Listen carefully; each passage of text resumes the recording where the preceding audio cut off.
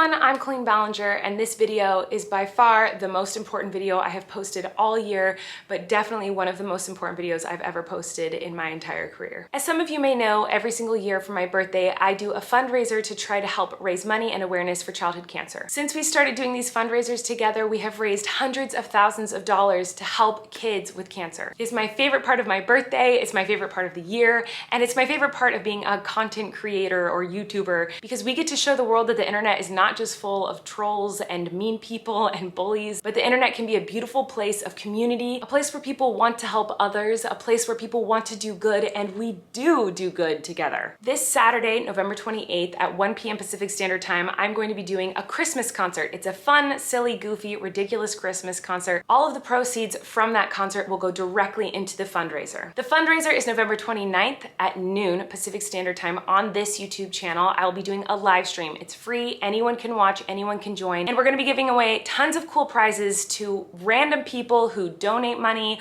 who spread awareness, who watch the live stream. If you participate in any way to help these kids with cancer, then you are automatically entered to win a really cool prize. Childhood cancer only receives 4% of the annual budget from the National Cancer Institute. It's crazy to me that all of childhood cancer only receives 4% of all of the funding. That is not okay, and these kids need our help. So this week I decided to have some really important conversations with some of the most incredible people I've ever met in my entire life who have been personally affected by childhood cancer. So first, I want to introduce you guys to an incredible girl named Mia. At the beginning of quarantine, the Children's Hospital of Los Angeles reached out to me and asked if I could do a Zoom call with Mia, and I was so excited to meet her because she's just an incredible inspiration.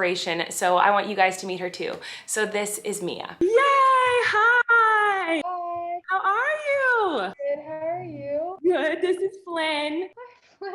Thanks for chatting with me. I'm so excited. I think you're so inspirational and so amazing. I want to know a little bit about you for all my viewers who don't know who you are. My name's Mia Regenius, and I'm going through leukemia ALL, and I'm 12 years old.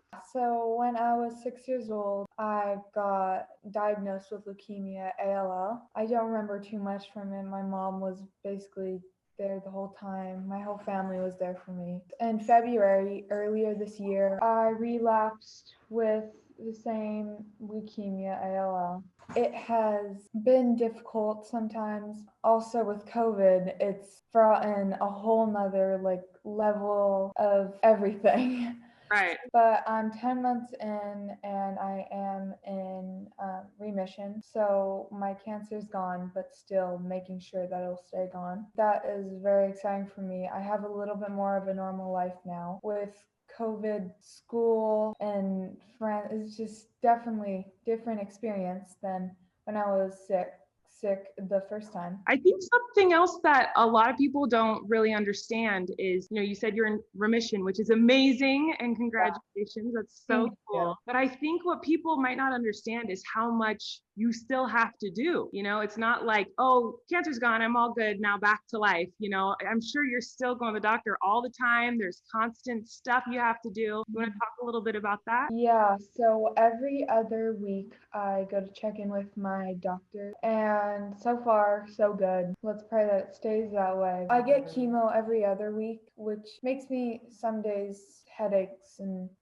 constant icky feelings, I guess, on some days. And I have nightly chemo too, where I take it through pills. I'm getting through it, and I still have about a year and a couple months left of remission, and then I go into survivorship. Every time I need to get procedures, I get a COVID swab, and they put me to sleep, and they take spinal fluid, and they test it and see if the cancer is gone. And then I also get spinal chemo. When we had that Zoom call so many months ago, I was so inspired by you, and just that you're this amazing girl who's so strong and inspirational and going through so much, and you were still thinking of others. When I talked to you, you were talking about wanting to start an organization to send boxes of goodies to people in the hospital of things that they might need. I was so blown away by your selflessness that in this time where you were going through so much, you were thinking about other people. It made me so emotional. I just think you're amazing. Thank you. That means so much. I still want to conquer the organizations. I'm sure you will, and I'm here to help, although you probably won't need my help because you're amazing and you can do anything. My sweatshirt that I'm wearing today is is PCRF, Pediatric Cancer Research Foundation. One of our good friends that we met, her son got sick with cancer. He was 4 months when he got diagnosed with an unknown cancer. We started working with this foundation called PCRF, but I'm wearing this sweatshirt to show awareness. And this year I am proud to say that they asked me to be their ambassador for 2021. Yay! Yeah. Well, I love you so much, and I'm so grateful for you, and I can't wait for everyone to hear your story. You inspire me so much. I know you're going to inspire thousands and thousands of other people. Thank you so much. She's amazing, and it was so important for me to share her journey with you guys. Through her, you can learn how difficult, obviously, the cancer journey is, but it doesn't end once you're cancer-free. A lot of times, parents have to quit their jobs or lose their jobs when their child has cancer, but they can't just go back to work once they're cancer-free because there's still so many appointments and procedures and all those types of things. Which is why one of the companies that I'm donating the money to this year is called Family Reach, and they help families with all the extra bills, not just the medical bills, but with their mortgage and their rent and car payments and parking payments and random fees that you just don't think about that are really hard to pay when you lose your job. That was something really shocking I found out when I started working with kids with cancer, is that a lot of the parents don't have jobs because they can't, because obviously you have to be with your kid and help your kid, so they have no way to pay any of their bills, and Family Reach is a wonderful organization that helps them out with that. Another wonderful girl that I want you guys to get to know is a girl named SKYE. If you guys watched my fundraiser last year, then you might remember her. I talked about her a lot. SKYE has been a huge inspiration to me. I love her so much, and I want you all to know her story. Unfortunately, SKYE is not here to tell us her story anymore, but that does not mean her story can't live on. I've remained friends with her family, and I reached out to her sister, and I asked if she would be comfortable telling you all SKYE's story so that SKYE's story can live on even though she is now in heaven. Hi, beautiful! I miss you so much! I know. We can't wait for this to be over so we can hang. I know! I'm so grateful that you're willing to do this right now. Thank you for asking. Yes, thank you. I just wanted to hear a little bit of SKYE's story. Obviously, I know it, but for all the people watching who don't know SKYE, if you just want to tell a little bit about her journey and why it's so important that people know more about it and want to help. Yeah. SKYE she was super popular. She had a really beautiful voice, and she sang a lot, and that's kind of what everyone knew her for. She was like the nice, cool, popular girl that liked singing, that everyone loved. And so she was actually diagnosed with cancer the summer before she was going to go to high school and start her freshman year. And she had been experiencing some back pain. Like, it was to the point where she was like really fed up with this back pain. We were like, okay, let's just go to the emergency room. It'll probably just be in and out, it's just growing pains. So we went to the emergency room. Well, I didn't go. My mom went to the emergency room with my sister. But then she was transferred to Children's Hospital LA because they found like a mass in her lungs. After that, we found out that it was cancerous and that it had already metastasized. But so she was diagnosed with this rare and aggressive cancer called nut carcinoma. From there, it was just this really difficult journey for her. She went through 7 rounds of chemo, 19 rounds of radiation until it stopped working. It was working for a little bit, then it stopped. And then so we were transferred over to Children's Hospital in Boston at the Dana-Farber Cancer Research Institute for a clinical trial. And she was the 3rd candidate for that clinical trial that was a kid, so it was still pretty new. Obviously it didn't work, so we were brought back home after a month of staying in Boston, and then she passed away on February 31st. January 31st. She passed away January 31st. Yeah, and then Colleen came a few days before that, and you met her once. Yeah, we met at the hospital. And then once after, right? Right, we met at the hospital, and she let me know about nut carcinoma and how rare it is, and I had never heard of it before. Even though I've been doing fundraisers for childhood cancer for years, I'd never even heard of that before. But you know what, when I think of SKYE, I always think about before I went into her room, all the nurses were talking about her smile. They were like, you're gonna be blown away by her smile. She has the most infectious, beautiful, bright smile we've ever, they were all talking about her. All the nurses were talking about SKYE, and I met so many amazing amazing kids that day, but the way that the nurses were talking about her, I knew she was special before I even went in there. And she had just such a strong impact on me because she was just so sweet and kind and funny. I'm so grateful that you guys let me get to know Skye as little as I did. I wish I got to know her better. But I really got to know her. You guys asked me to edit that little Miranda video. Yeah. Let me just tell you, I don't think I have ever laughed and cried that much editing a video in my life. It was so cool to get to know Skye even better just by watching these videos of her. It was so amazing. I felt so honored that I got to do that. So, and if I could say anything, like during her battle, a lot of people came together to, help us. I know that a lot of families don't get that, so we're just so grateful that when somebody gets a cancer, especially a kid, the whole family's life stops, Right. Like, I couldn't work anymore, Rains have to deal with school and still have to think about Skye. But we were just so grateful that people have come with so much love and support. Like what you're doing to raise funds to help out the family is so freaking important. And I think that like cancer has such a big rep, and obviously rightfully so, like a lot of people die from cancer and it's really a terrible disease. But I also think that a lot of the kids who have it, like you were saying, they just want to be treated like they were before they had cancer, because they're the same person, they just have cancer now. And I know Skye said that a lot, she didn't want to be defined by cancer. She's still Skye, she still sings, she still loves everyone, she still laughs and smiles. She just has cancer. And I even had to learn that. I think that's important for everyone to learn, because I remember the first time I ever went to the children's hospital, I was nervous. I was like, what do I say to these kids? Right. How do I talk to them? And then once I met them, I was like, oh, they're just kids. Right. I just have to, I'm gonna read them stories and we're gonna paint and we're gonna talk and laugh and play the piano and sing, and they're just kids. They also have cancer, and that sucks. But I'm so grateful to you guys for continuing a relationship with me. I can't wait for you to come babysit Flynn again. Yes, oh my gosh, I can't wait. I love them so much. That family has had such a huge impact on my life. Skye's story was really inspirational to me because her type of cancer was so rare that there was really no research or funding or information on it that they could use to help Skye. And this happens, unfortunately, more than you would think. That is why it's so important that we raise funds and awareness for all different types of childhood cancers so that other kids in Skye's position can have options and treatment plans to help them when they really need it. One of the most important things that came up in conversation when I was chatting with Skye's mom the other day was the importance of friendship when a child is going through cancer. She said that when Skye first started going through her treatments, of course she had lots of visitors, but the longer she stayed in the hospital, the less people came to visit. And unfortunately, that might lead a child to think that people don't really care. It broke my heart to hear her say that, because the only thing I can think of that's worse than a child going through cancer is a child going through cancer and thinking that no one cares about them. So if you know anyone who's battling cancer, continue to support them and encourage them and love them through it all. But even participating in things like this fundraiser can show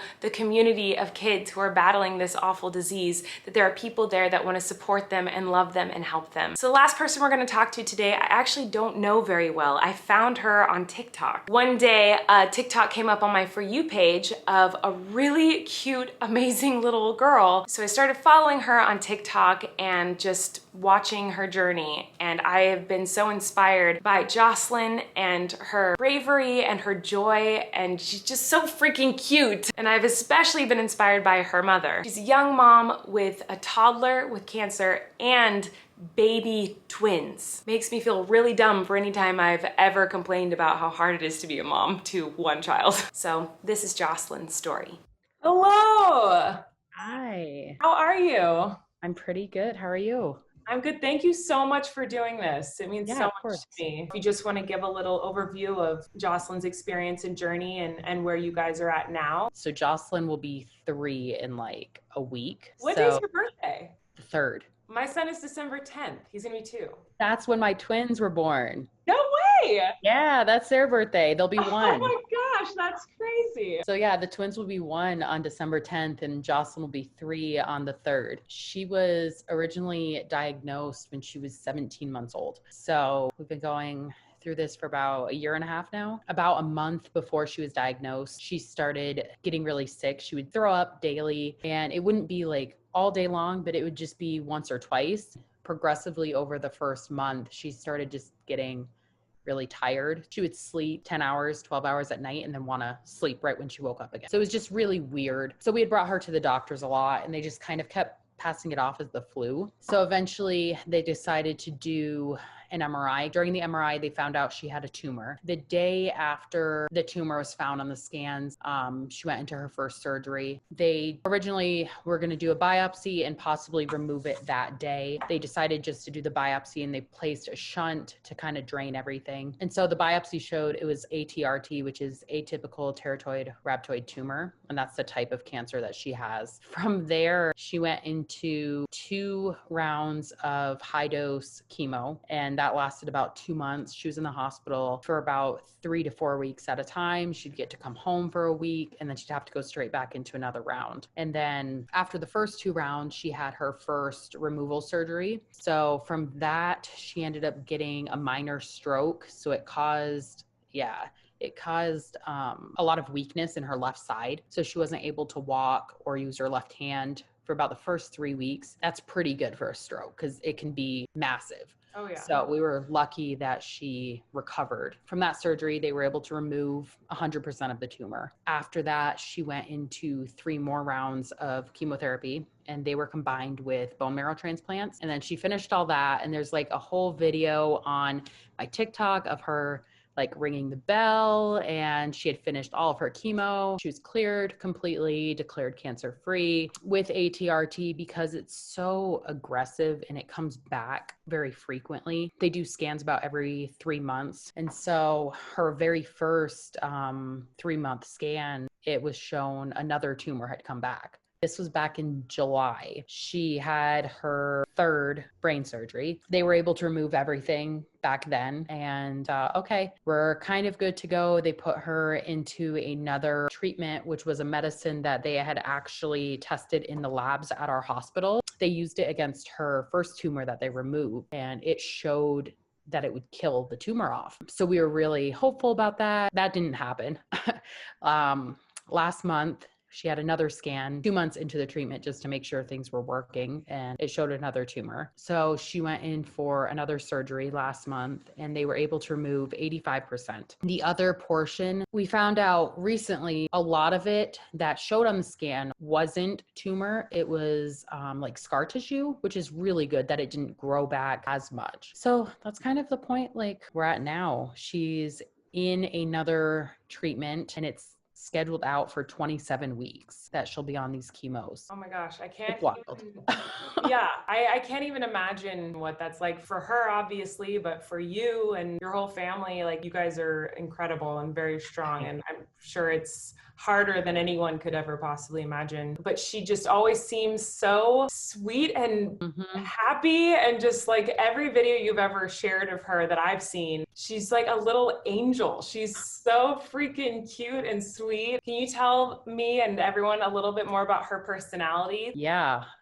It's so funny because I think like what you said is why everyone is so drawn into her, is because how she's just always happy and just crazy despite everything that she's going through. Like, she honestly doesn't act any different than a normal 3-year-old. She is very sassy though. That's like the bulk of her personality. She is so sassy. I think it's got a lot to do with why she does so well with her treatments. When she wants something, she's going to get it. And so she just pushes through everything that she can. I want to know from, a mother's perspective, what do you wish more people knew? Is there anything that you wish more people knew about that would help? Yeah, so I think just from my own personal experience from TikTok and everything and what I've been trying to spread, a lot of people just aren't aware about childhood cancer in general. There's not a lot of awareness out there. You see a lot for like breast cancer and a lot of other big ones, and people know a lot. But childhood cancer is one of those things that a lot of times, unless you've gone through it, you don't know specific details. Childhood cancer only gets 4% of the National Institute like cancer research. It's so crazy because it's 4%. Out of all of the funding. of all the funding, and it's 4% goes to all All of the types childhood of childhood cancers. cancer. Yeah. Whereas like the percentages are so much bigger for very specific types of cancer, Yeah. but all of childhood cancer only gets 4%. I remember when I heard that statistic the first time, it blew me away. I could not believe that. You know, that was one of the biggest things that made me go like, we have to, why is not everyone doing something about this? Like, why is not everyone trying to make this better? It gets me so like heated now. Before I never knew it until I Right. had gone through it, but now it gets me so heated. I'm like, why is it like this? So ATRT for Jocelyn specific is one of the rarest brain cancers. So I'm like thinking, okay, so 4% is going to all of the childhood cancers. How much is actually going towards her specific type? Right. And that's why ATRT, up until a couple years ago, had only a 10% survival rate. Now, luckily, it's up to 50, That's but great. yeah, it's gone up so much. But the issue is they don't have a lot of funding and a lot of research for reoccurring ATRT. It's really sad. They just don't have a lot of funding and a lot of research to back up and find stuff that will help. I'm just so grateful that you're willing to do this. I think it's going to help a lot of people. And I know Jocelyn already is inspiring and helping so many people just by being the cutie that she is. And you really are the one that inspires me the most when I see your videos, just knowing how much goes into just being a mom in general, and everything on top of that, like twins, and oh my gosh, just like you're a superhero to me. So it's an honor to get to like just chat with you and get to know you a little bit. Yeah, thank you so much for having me on here and letting me share everything about Jocelyn and just kind of put more information out there. Yeah. Well, you're the best, and I hope you have a wonderful night. Try to get some rest. Thanks. So those are just a few of the incredible kids who are battling cancer who need your help. I hope their stories have inspired you guys just as much as they've inspired me. And if you can, please tune into the fundraiser this Sunday. It is free on this channel, noon Pacific Standard Time, giving away tons of prizes, telling lots more stories about different incredible kids. And if you can't donate, I totally understand. It has been a rough year, but don't think that you can't help just because you can't donate. There's tons of different ways to help. You can follow all the people that I talked about today. I put all their information below so you can hear more about their stories and their journeys. You can share the fundraiser on your social medias, tell your family members about it, your friends, and even just educating yourself a little bit on what these kids have to go through and how little help they get. Funding and research will be immensely helpful. I love you guys so much. Thank you from the bottom of my heart to anyone who has already donated, to anyone who's about to donate, to anyone who's donated in the past, to anyone who's shared the fundraiser. It means so much. You have no idea. I love you guys, and thank you for being a part of such a wonderful thing and showing the world that the internet doesn't have to just be a place of yuckiness. There can be some really awesome stuff that happens on here too. I love you all so much, and I will see you this weekend at the fundraiser.